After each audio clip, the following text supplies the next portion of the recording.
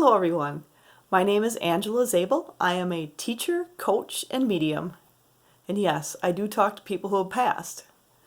One of the things I really wanted to touch on today was when people pass and they're alone, are they lonely?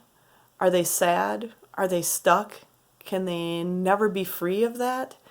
So I want to give my perception on it, as I've talked to a lot of people who have passed, and I consider them people just as you and I are. It's just they're not in a physical form and we are. So I look at things a little bit differently.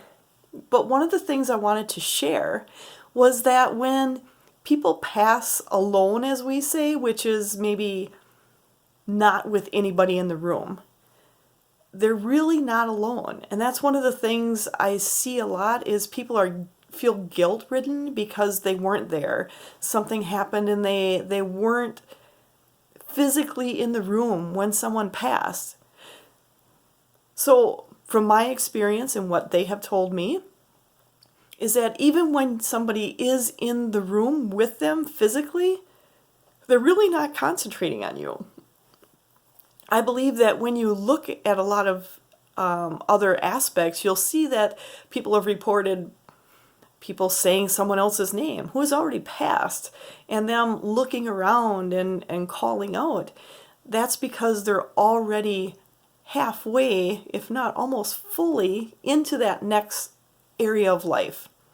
So this is our physical aspect. We came here to use these physical bodies, but our soul, our divine being, that's what's inside these bodies.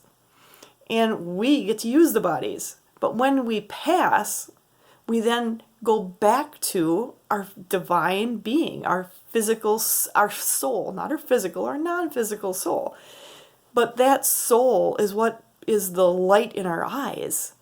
And if you talk to people and you see people who have passed, that light is not in their eyes anymore. And that's because that light is the soul, and that light has continued. So with that, I wanted to also go into the aspect of, if I wasn't in the room, do they feel bad that I wasn't there? What if I was 10 miles away, 100 miles away, 1,000, 10,000 miles away? What I want to say with that is our souls are connected with heart. It's the heart of our soul. That's why you always hear heart and soul. It's because that's how we're connected. When people pass, that heart connection is still there, strong as ever. You don't have to physically be in the room. Just like when you're on a telephone call and you call someone, you can feel the love. You can feel your connection. It's the same thing. It's just a different aspect. We're just used to looking at things in the physical aspect. This just brings the non-physical aspect of ourselves out.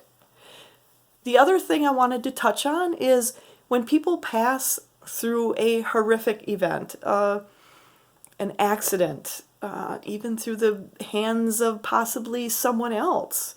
Someone else has caused their passing.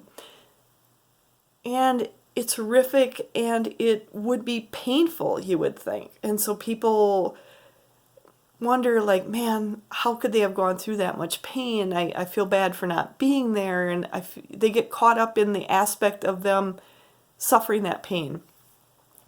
One of the things I also want to touch on today is that when that happens, my experience from them is that they show that someone came to help them.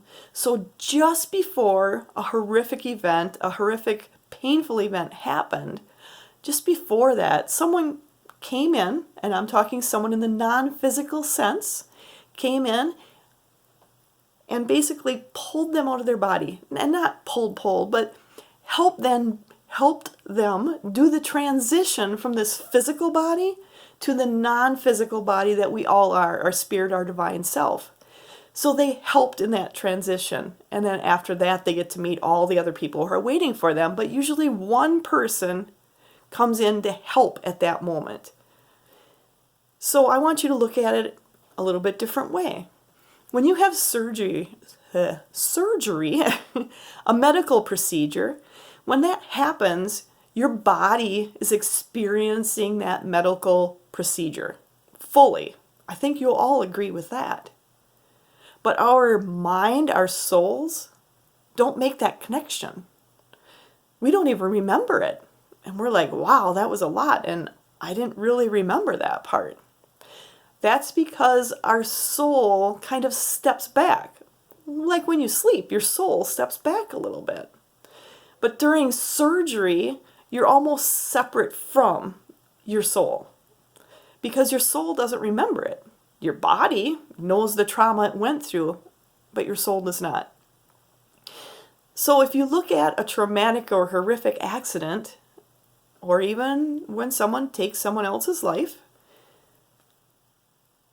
the soul isn't experiencing that aspect of pain or anything like that. It's coming in and they're leaving before that happens, and they're watching from afar and seeing what's happening. The body is taking the brunt of it, but the soul aspect is already separated from.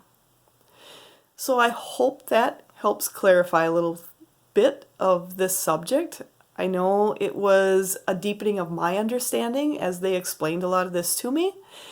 I would love for you to comment, leave ideas of other subjects you'd like me to cover, because I'd like to give a little more knowledge on what I have learned throughout my time doing the mediumship.